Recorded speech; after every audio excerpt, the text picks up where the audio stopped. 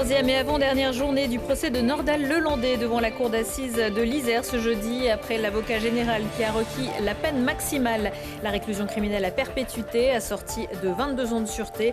La plaidoirie de l'avocat de l'accusé, maître Alain Jakubowicz. Si vous habitez dans le Pays Voironnais, les urgences de l'hôpital seront une nouvelle fois partiellement fermées aux nouvelles admissions pendant 3 nuits à partir de vendredi, sauf cas graves, maternité et urgences pédiatriques. Et puis en plein milieu de l'hiver, les Restos du Cœur ne chôment pas. En Isère, un millier de bénévoles environ filent un rencard à plus de 22 600 bénéficiaires. Exemple d'une distribution un jour comme les autres à l'antenne de JR.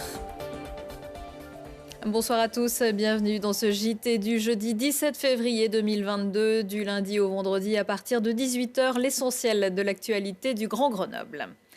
C'est demain, vendredi, que l'on connaîtra le verdict du procès de Nordal-Lelandais qui comparaît depuis presque 3 semaines devant la cour d'assises de l'Isère pour l'enlèvement et le meurtre de Maëlys Desarrojo, une enfant de 8 ans, et agression sexuelle sur 2 petites cousines. Ce matin, le procureur général a parlé d'un mobile évidemment sexuel. Retenant la récidive légale après le meurtre d'Arthur Noyer, Jacques Dallest a requis au nom du ministère public la réclusion criminelle à perpétuité, assortie d'une période de sûreté de 22 ans. La peine la plus lourde compte tenu de l'acte d'accusation. Cet après-midi, la parole était à la défense de Nordal-Lelandais. Le dernier à s'exprimer, maître Alain Jakubowicz. Réaction à la salle d'audience recueillie par Charlotte Faulkner et Lina Badreddine.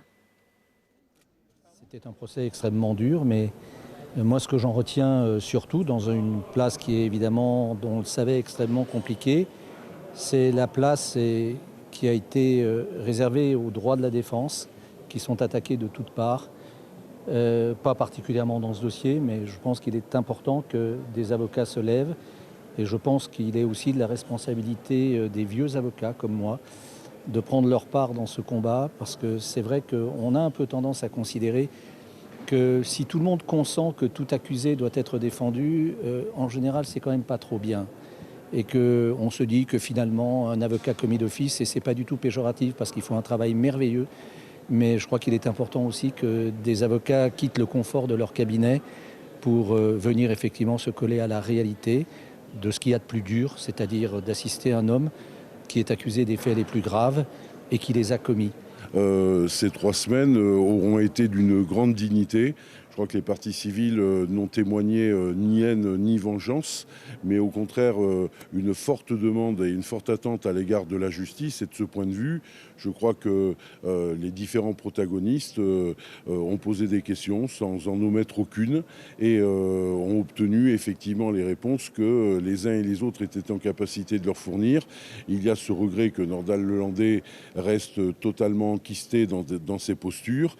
Il nous a été indiqué qu'il en avait perçu, je dirais, la réalité et qu'il allait s'engager vers un chemin un peu difficile sans doute et nécessairement long de rédemption. Écoutez, qu'il se tienne effectivement à ses volontés affichées. L'audience reprendra vendredi à 9h. L'accusé pourra prendre la parole une dernière fois s'il le souhaite, avant que la cour ne se retire pour délibérer. Le fonctionnement des urgences de Voiron toujours grippé, alors que l'hôpital, qui a vocation à servir tout le Pays voironnais, a ouvert ses portes il y a quelques mois à peine. Les contraintes persistent en raison de l'absence de personnel. Résultat, comme ça a déjà été le cas, les urgences ne pourront pas recevoir de nouveaux patients de 20h à 8h de vendredi à dimanche, sauf urgences régulées par le 15, urgences vitales, pédiatriques, hors trauma lourde et maternité. Pour la semaine suivante, les 22 et 24 février sont également concernés. Dans tous les cas, il faut appeler le 15 en priorité. Bientôt une prise de sang pour diagnostiquer précocement la maladie de Parkinson. Cette maladie neurodégénérative qui touche plus de 7 millions de personnes dans le monde. Les scientifiques de Grenoble Institut de Neurosciences viennent de découvrir un marqueur sanguin après l'étude de plusieurs modèles d'animaux et de patients nouvellement diagnostiqués. Leurs conclusions viennent de paraître dans une prestigieuse revue scientifique. Les chercheurs ont utilisé la métabolomique par résonance magnétique nucléaire. L'objectif, c'est de donc déterminer détecter la maladie avant que les symptômes moteurs n'apparaissent. Dans l'idée d'une application, une étude avec une nouvelle cohorte de patients s'apprête à débuter, pilotée par la professeure Elena Moreau. Dans 2 mois, nous serons dans l'entre-deux tours des élections présidentielles. Les Restos du Cœur souhaitent alerter les candidats et leur demandent des engagements forts sur les thématiques de la précarité et de la solidarité et leur font 12 propositions en ce sens. Les Restos du Cœur de l'Isère comptent 17 antennes et plus de 22 600 bénéficiaires. Lina Badreddine en a rencontré quelques-uns. Ils sont 1,2 million en France à être accueillis dans les Restos du Cœur. Et la situation ne va pas en s'arrangeant, elle s'aggrave même avec la crise sanitaire et économique.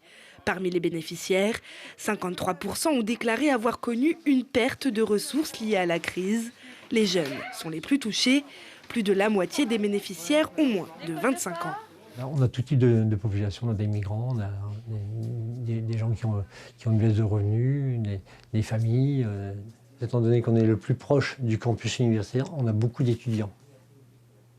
Et cette année, les étudiants reviennent, ce qui n'était pas le cas l'année passée, avec la pandémie. L'année passée, on a eu beaucoup moins d'étudiants. C'est pas normal qu'on ne mange pas sa faim dans ce pays qui est réputé pour sa gastronomie, voilà. Donc on a beaucoup de familles monoparentales, d'après ce qu'on nous a dit dans les statistiques. Donc beaucoup de familles avec des petits-enfants, des enfants en bas âge, des personnes seules, des grandes familles également. On a un petit peu de tout, donc voilà. Mais toutes les personnes en situation de précarité ne peuvent pas être admises au Restos du Cœur. En Isère, environ 11% de la population vit en dessous du seuil de pauvreté. Il y a des tas de gens qui ont du mal hein, et des fois on est obligé de refuser des inscriptions à des gens qui ont enfin trouvé du travail et pourtant ils ont autant de mal en fait. Et on est obligé de refuser l'inscription parce que du coup ils ont un salaire et que ça ne rentre plus dans nos cases. Donc voilà, c'est un peu triste de leur dire non, mais c'est comme ça. Alors que les Restos du Cœur craignent un bond du nombre de bénéficiaires pour l'hiver, le nombre de bénévoles a diminué de 20%. Comme dirait Coluche, on compte sur vous. Et l'association est notamment à la recherche de bénévoles pour la collecte nationale des Restos du Cœur qui aura lieu du 4 au 6 mars. En plein dans le mile, licenciée à l'Entente Athlétique Grenoble, Bérénice Clayet-Merle a battu le record de France en salle du mile le week-end dernier à Boston. Elle a couru les 1609 mètres, forcément la distance n'est pas très populaire chez nous, en 4 minutes 31 secondes et 99 centièmes. Mais Bérénice a l'habitude, elle qui poursuit ses études à Indianapolis, mais espère être de nouveau sélectionnée en équipe de France comme ça avait déjà été le cas en mai 2021. Retour de l'actu à 19h, 21h, 23h et en replay sur télégrenoble.net. On se quitte en musique avec Jazia Satour. La musicienne grenobloise sera en concert vendredi soir à la Source de Fontaine. C'est le report du concert du 14 janvier, annulé pour cause de vous savez quoi. Un nouveau spectacle intimiste et minimaliste avec toujours des instruments traditionnels et le piano de Pierre-Luc Jamin. Excellente soirée à tous.